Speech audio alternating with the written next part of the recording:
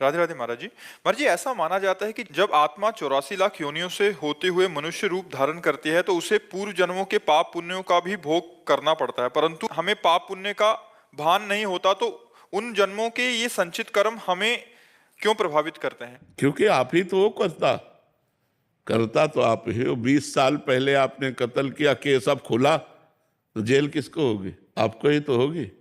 भले 20 साल हो गए तो आप ही तो हर योनियों में गए। पहली बार थोड़ी मनुष्य बने, लाखों बार करोड़ों बार मनुष्य बन चुके हैं और उनका किया हुआ कर्म आपको जमा है, आपको भोगना पड़ेगा। क्योंकि आप ही तो है ना। हमारे लिए नया जन्म है, लेकिन भगवान के लिए तो पता है ना कि ये वही आत्मा है जिसने अमुक पाप किया था, तो इस शरीर में आपको भोगना पड़ेगा। वर्दी भले बदल जाए लेकिन जो करता है वो थोड़ी बदलता है। जैसे आप मान लो अभी पैंट शर्ट में कत्ल करो, आप धोती कुर्ता पहन लो तो सजा तो धोती कुर्ता में भी आपकी होगी ना। तो ऐसे 84 लाख योनियां आत्मा की पोशाक है।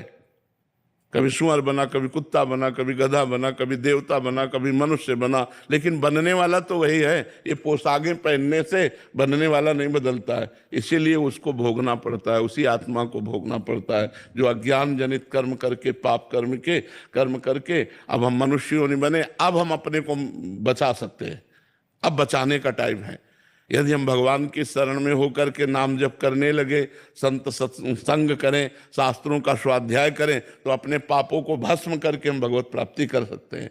अभी चांस है। और अगर मनुष्य शरीर छूट गया फिर कोई चांस नहीं, फिर 84 लाख योनियों में भटकते रहो। फिर कभी अवसर भगवान देंगे, मनुष्य बनाएंगे, फिर सत्संग मिले तो फिर चांस मिलेगा। नहीं तो देखो, इतने बड़े महात्मा भरत जी अपना राजपाट, संतान सुख, राज सुख सब छोड़कर गंडकी नदी के किनारे भगवान की प्राप्ति के लिए भजन कर रहे हैं। एक हिरन में आसक्ति हो गई तो अगला जन्म हिरन का हुआ कि नहीं हुआ? सोचो आप, कितना सूक्ष्म निर्णय है कि एक हिरन के बच्चे में लगाव लग गया तो हिरन बनना पड़ा। और अपने लोगों की दुर्दशा क्या होगी जो सैकड़ों जगह फंसे? सोचो अपने लोगों की दुर्दशा। वो तो एक हिरन के बच्चे में फंस गए। यहाँ तो हिरन के बच्चे क्या, यहाँ तो फंसे ही फंसे। छोटे छोटे विषय, छोटे छोटे नशा, छोटी छोटी बातें तो बहुत हैं, बड़ी बड़ी बातें हमारे जीवन में फंसी हुई। हम पुत्र के आसक्ति, पत्नी की आसक्ति, पति की आसक्ति, परिवार की आसक्ति, और सब छोड़ के बाबा जी बन जाते तो शरीर की आसक्ति। ये भी दुर्गति है, ये भी दुर्गति का कारण है। जब किसी से प्यार ना रहे, केवल भगवान से, तो मुक्त हो गया। यही अवसर है, भजन कर लो। भजन के द्वारा सब आसक्तियां मिटाई जाती है, नहीं तो भोगना पड़ेगा। क्योंकि कर्ता तो वही रहता है, कर्ता नहीं बदलता, उसका रूप बदल जाता है, स्वरूप वही रहता है।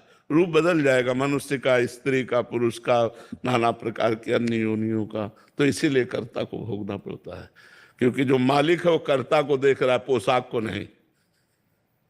पोशाक है ये तो पोशाक नहीं है, लेकिन जो पहनने वाला है वो तो पुराना है ना, इसीलिए उसको भोगना पड़ता है। विजय जी, छत्तीसगढ़ से। राधे राधे।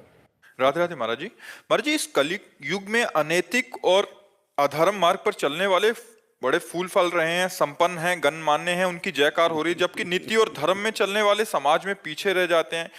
उन सभी बातों से सच और अच्छे मार्ग में चलने वाले बहुत सारे विचलित हो जाते हैं। वैसे इस प्रश्न के उत्तर हमने कई बार दे दिए हैं, लेकिन इस बात को समझना है, फिर बार बार समझना है, क्योंकि ये भ्रम सबको बना रहता है।